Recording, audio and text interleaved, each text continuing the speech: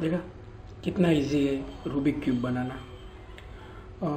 मैंने Rubik cube बनाना तब शुरू किया जब मैंने एक रोबोट को रूबिक क्यूब बनाते हुए देखा। एक छोटा सा रोबोट था जो रूबिक क्यूब बनाना था।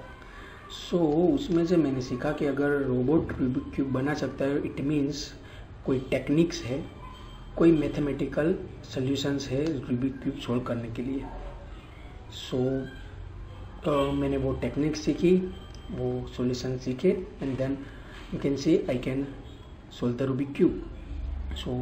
अगर आप भी मेरी तरह रूबिक क्यूब बनाना चाहते हैं, सीखना चाहते हैं how to make a Rubik cube, तो आप मेरी वीडियोस पे यूट्यूब पे मेरी चैनल है उस पे जाके सीख सकते हैं।